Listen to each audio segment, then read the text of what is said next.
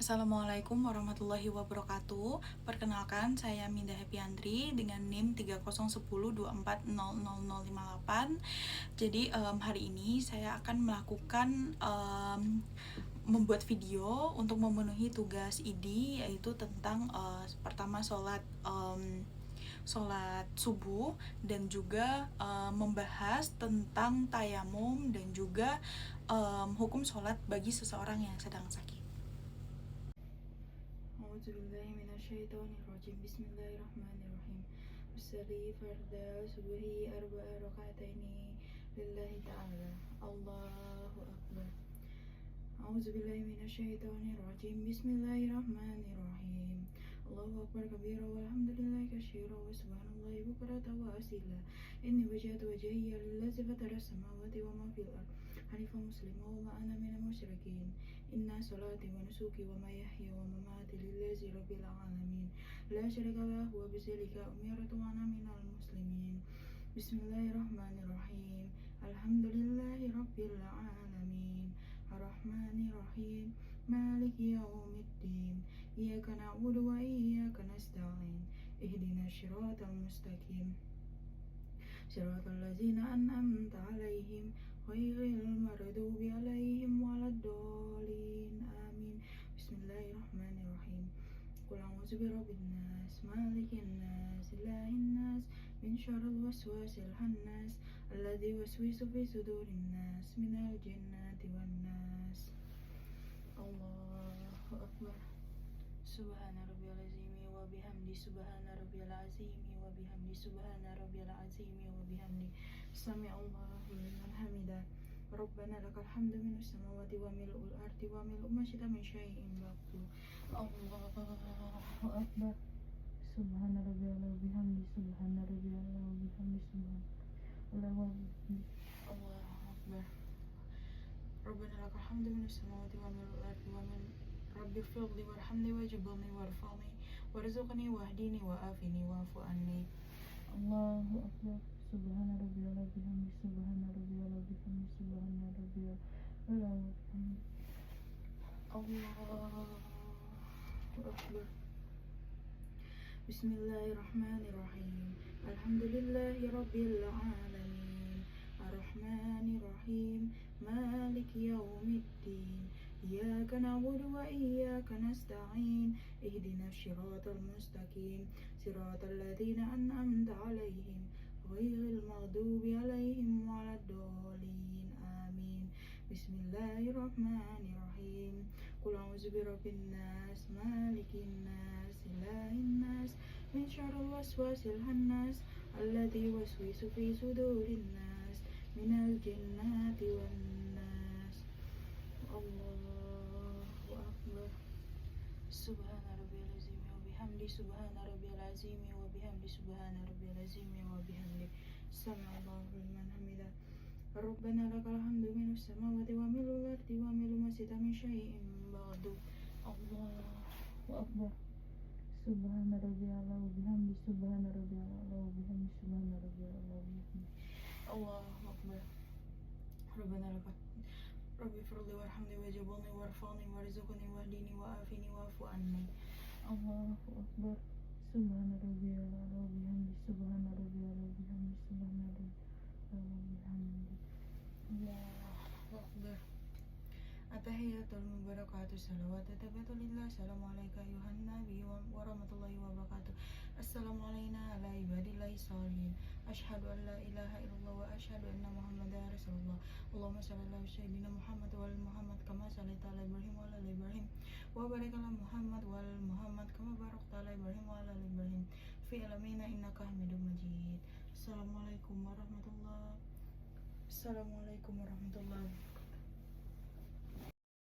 Assalamualaikum warahmatullahi wabarakatuh. Perkenalkan, saya Minda Happyandri dengan NIM 30102400058.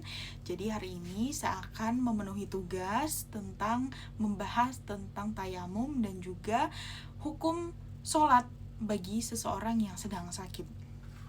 Jadi yang pertama kita harus tahu dulu nih, tayamum itu apa? Dan mungkin kita sering dengar ya, seseorang yang mungkin di situasi-situasi tertentu yang tidak mendapatkan air di suatu perjalanan, atau mungkin di suatu daerah atau di kondisi-kondisi tertentu itu tidak mendapatkan air. Nah, itu sholatnya gimana dong? Padahal kita tahu syarat untuk sholat yaitu berwudu atau bersuci. Nah, di Islam itu kita dianjurkan atau dikasih solusi nih, yaitu menggunakan tayamum. Jadi tayamum itu adalah pengganti wudhu yang menggunakan air. Jadi kita bisa menggunakan debu, tanah yang kira-kira bersih dan menempukkannya di bagian muka dan juga tangan.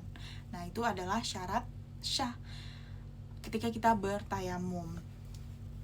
Nah, di kondisi-kondisi seperti apa sih seseorang itu bisa menggunakan tayamum? Yang pertama, seseorang yang mungkin di daerah-daerah yang tidak mendapatkan akses air, misal di suatu perjalanan, di pesawat, atau di bus, atau mungkin di hutan atau di gunung yang mungkin sumber airnya itu sangat sedikit, terbatas, atau bahkan tidak ada.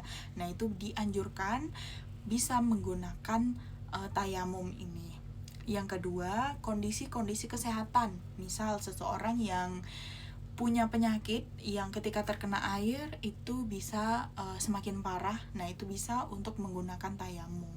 Dan yang ketiga, di kondisi-kondisi sakit, misal seseorang yang sedang dirawat di rumah sakit, dia nggak bisa bergerak, mungkin diinfus, atau sedang lumpuh di beberapa organ, di beberapa ekstremitas. Nah, itu bisa menggunakan tayamum ini.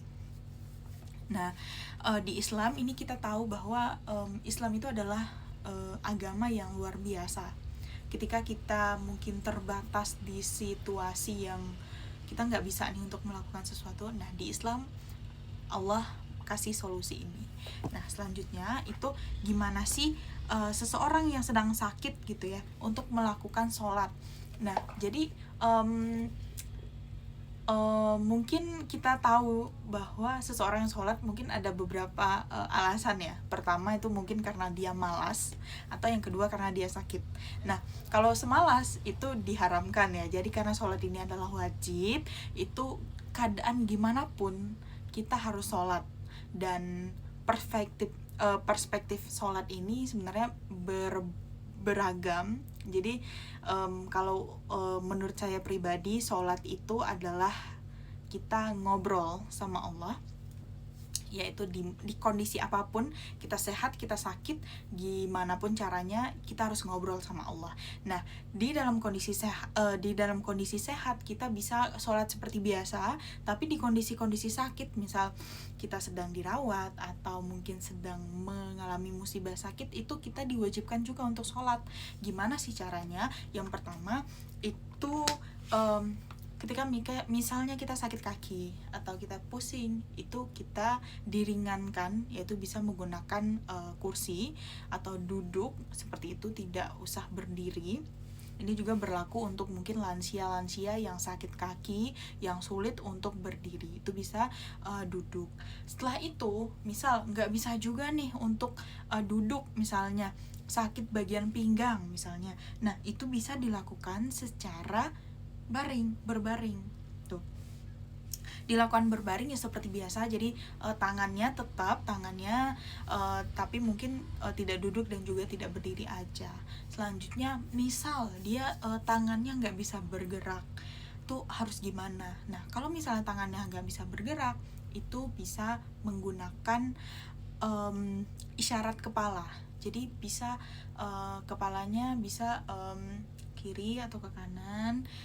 Dan kalaupun misal tidak bisa menggunakan isyarat kepala, itu bisa digantikan dengan isyarat mata. Dan kalaupun memang di kondisi dia tidak bisa sama sekali untuk menggunakan isyarat mata, itu digantikan dengan niat di dalam hati aja. Dan itu Allah Maha Tahu, dan Allah bilang ke kita bahwa itu sah, seperti itu. Nah, ada hadis riwayat Bukhari, yaitu Nabi Muhammad SAW itu bersabda, sholatlah dengan berdiri, jika tidak mampu maka dengan duduk, dan jika tidak mampu juga maka dengan berbaring. Hadis riwayat Bukhari. Jadi kita sudah diringankan untuk sholat nggak bisa berdiri duduk, nggak bisa duduk baring, nggak bisa baring menggerakkan tangan, bisa untuk menggunakan isyarat mata. Jadi nggak ada alasan bahwa kita tidak bisa sholat. Baik saya ucapkan terima kasih untuk videonya sudah selesai. Wassalamualaikum warahmatullahi wabarakatuh.